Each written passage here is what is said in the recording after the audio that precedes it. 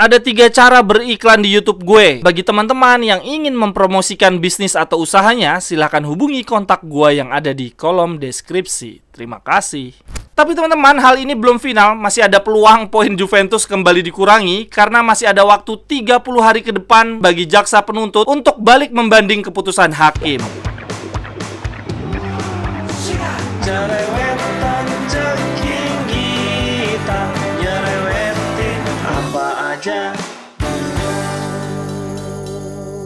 Teman-teman, yang sedang kalian saksikan saat ini adalah Cerewetin Seri A. Apa kabar teman-teman? Semoga dalam keadaan sehat. Selamat Hari Raya Idul Fitri untuk teman-teman tifosi yang merayakan Hari Raya Lebaran di hari Jumat ini. Mohon maaf lahir batin. Di Cerewetin Seri hari ini, gue ingin memuji setinggi langit klub-klub Seri A yang berhasil melaju jauh di kompetisi Eropa. Oh ya teman-teman, gue juga bikin konten Cerewetin Seri A versi pendek ya, di bawah 1 menit. Isinya gue bacain headline media-media Italia setiap harinya. Untuk kontennya gue upload di YouTube Short, Instagram, dan TikTok. Silahkan teman-teman lihat langsung dan jangan lupa untuk di follow ya. Oke, untuk Cerewetin Seri A yang pertama hari ini, wah ini luar biasa banget. Teman-teman juga pasti sudah mengetahui ya, ada Derby della Madonnina di semifinal Liga Champions. Wah ini luar biasa banget. Terakhir kali kalau nggak salah di tahun 2003 dengan foto ikoniknya ada Materazzi dan Rui Costa. Lalu yang tidak kalah luar biasa di kompetisi Europa League, Roma lolos dari lubang jarum setelah kalah 1-0 di kandang Feyenoord. Mourinho dan Dybala ngamuk nih, membalas dendam dengan skor 4-1. Kemudian di match lainnya Juventus menahan seri Sporting. Ini artinya Roma dan Juventus menjadi perwakilan Serie A di semifinal Europa League. Roma akan menjamu Leverkusen, sedangkan Juve akan menghadapi jagoannya Europa League, tim yang mengalahkan Inter di final Europa League, Sevilla. Gue sangat berharap terjadi All Italian Final, Roma versus Juve di final Europa League, dan kemudian Mourinho yang mengangkat piala. Lalu di Piala Intertoto, Fiorentina juga melaju ke semifinal. Mereka akan menghadapi Basel. Ini berarti ada 5 tim Serie A yang masuk ke semifinal kompetisi Eropa. Luar biasa, semoga sapu bersih. Kemudian Cerewetin Seri A berikutnya, gue ingin menyampaikan data yang luar biasa menarik. Silakan teman-teman lihat pada layar. Ini adalah datanya SICS Spirit. Dari 5 giornata terakhir, berdasarkan statistik, ada 2 tim yang sangat amat mencolok. Mungkin teman-teman akan bingung nih ya membaca istilah-istilahnya, tapi intinya begini.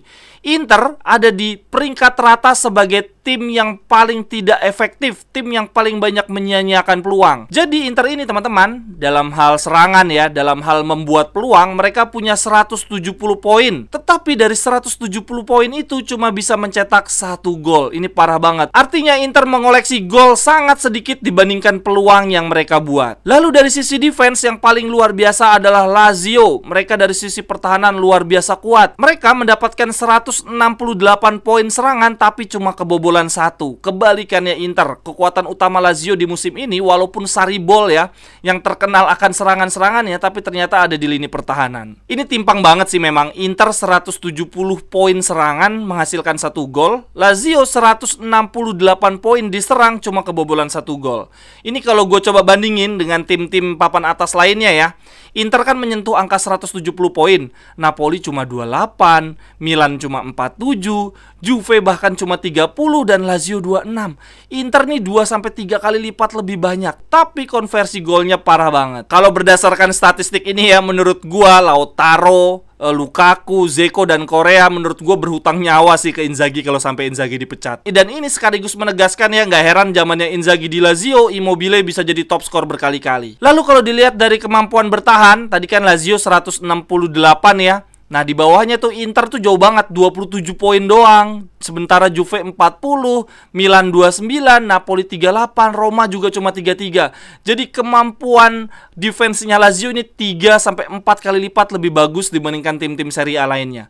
Yang cukup mencolok di sini justru Fiorentina dan Empoli. Lalu berita ketiga di Cerewetin Serie A hari ini, berita yang paling mencengangkan. Pengurangan 15 poin Juventus akhirnya dikembalikan, banding Juventus diterima. Kini mereka lompat dari peringkat 7 ke peringkat 3. Waduh, ini sebetulnya sudah diprediksi ya oleh Mourinho minggu yang lalu ketika Roma menang dan mereka naik ke peringkat 3. Jurnalisnya bertanya ke Mourinho, gimana perasaannya nih Roma bisa ada di peringkat 3? Lalu Mourinho menjawab begini, Kamu yakin Roma ada di peringkat 3? Kamu yakin Juventus poinnya bukan 59? Maksud saya, ini tuh Italia. Jadi saat itu Mourinho menyindir ya bahwa jangan melihat klasemen yang saat ini, nggak mungkin deh Juventus dikurangi 15 poin. Dan ternyata seminggu kemudian benar-benar terjadi. Tapi teman-teman, hal ini belum final. Masih ada peluang poin Juventus kembali dikurangi karena masih ada waktu 30 hari ke depan bagi jaksa penuntut untuk balik membanding keputusan hakim. Tapi menurut gue ya udahlah ya, capek ngapain sih banding-banding terus. Juventus menurut gue gimana pun juga mereka punya tradisi, punya akar rumput, punya backingan yang sangat kuat di Serie A. Jadi ya udahlah, buang-buang energi yang kayak begini ini. Akhir pekan ini Serie A akan ada lanjutan Giornata ke-31. Ada beberapa partai penting yang menurut gue berpeluang menghadirkan perubahan susunan klasemen ya. Juventus akan menghadapi Napoli. Ini kalau sampai Juventus kalah dan Roma menang, berarti poinnya sama nih. Roma dan Juventus dengan poin yang sama, tapi head to head harusnya menang Roma. Artinya Roma naik ke peringkat 3, Juventus yang turun ke peringkat 4. Tapi masalahnya Roma sendiri akan menghadapi laga sulit. Mereka akan menjamu Atalanta. Ini artinya Roma sendiri punya peluang terlempar dari zona 4 besar ya, kalau mereka kalah dan Milan menang. Sedangkan tim favorit gua Inter, aduh masih jauh banget. Sekian dulu untuk cerewetin Serie A hari ini. Silahkan pendapatnya teman-teman tifosi, tuliskan di kolom komentar. Menurut teman-teman gimana nih prestasi tim-tim Serie A di kompetisi Eropa? Apakah ini tanda-tanda kebangkitan Liga Italia? Sampai ketemu di cerewetan-cerewetan berikutnya. Bye-bye.